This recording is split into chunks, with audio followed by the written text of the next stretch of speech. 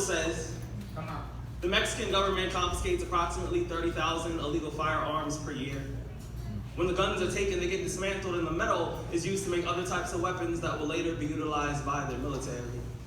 In 2012, Pedro Reyes, an artist from Mexico City, convinced his government to donate the guns to him, and he turned them into musical instruments.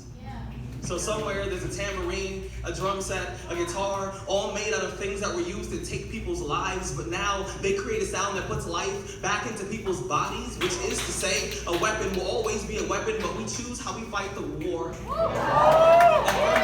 And from this I learned, even the most destructive instruments can still create a melody worth dancing to, and sometimes don't we also call that a battle? I wonder how long it took to convince the first rifle that it can hold a note instead of a bullet, but still fire into a crowd and make everyone move. When I was six, I was taught how to throw a punch in the 80s. That was the anti-bullying movement. The first time one of my classmates took a yo mama joke a little too far, I remembered my training, so I turned his nose into a fountain, my fist 5 pennies, I closed my eyes, I made a wish, I came home with bloody knuckles, and it was the first piece of artwork my family hung on the fridge.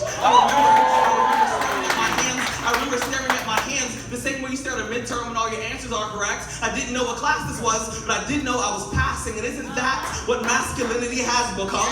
A bunch of dudes afraid of their own feelings, terrified of anything other than anger, constantly yelling at the shadows on the wall, but still haven't realized that we're the ones standing in front of the light. We learn how to dodge a jab, we learn how to step in before we swing, we learn the heart is the same size as the fist, but we keep forgetting they don't have the same functions. We keep telling each other to man the fuck up, but we don't know what the fuck that even means. We took our boys into bayonets, we point them in the wrong direction, we pull their triggers, and then we ignore all the damage they're doing in the distance. The word repurpose means to take an object and give it amnesia. It means to make something forget what it's been trained to do so you can use it for a better reason. I am learning that this body is not a shotgun. I am learning that this body is not a pistol. I am learning that a man is not defined by what he can destroy. I am learning that a person who only knows how to fight can only communicate in violence, and that shouldn't be anyone's first language. I'm learning the difference between a garden and a graveyard is only what you choose to put in the ground.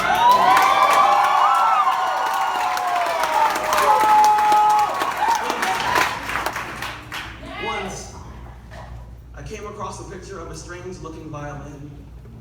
The caption said that it was made out of a rifle, and I thought, you know, someday that could be me.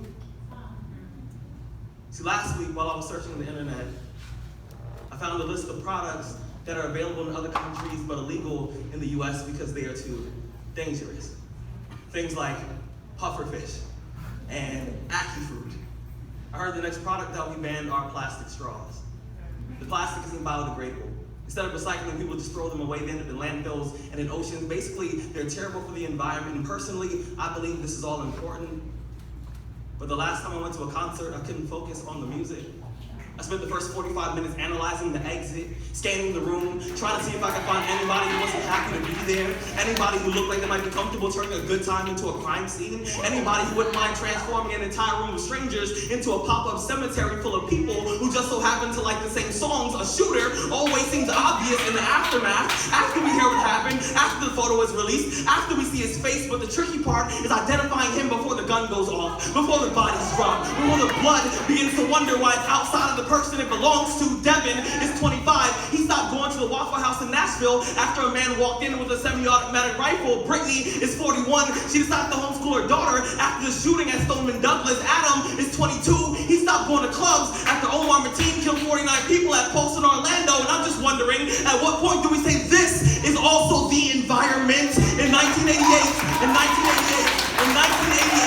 after 6,000 people were injured by lawn darts, we made them illegal, but guns kill 30,000 people every year in this country. Now, preschools are having active shooter drills. Now, more high schools are installing metal detectors. Now, we're talking about giving guns to the teachers, hoping they can protect the students, but that's kind of like burning all the trees in the spring, so the forest fire doesn't take them in the summer. America, this is climate change. My little cousin is 17.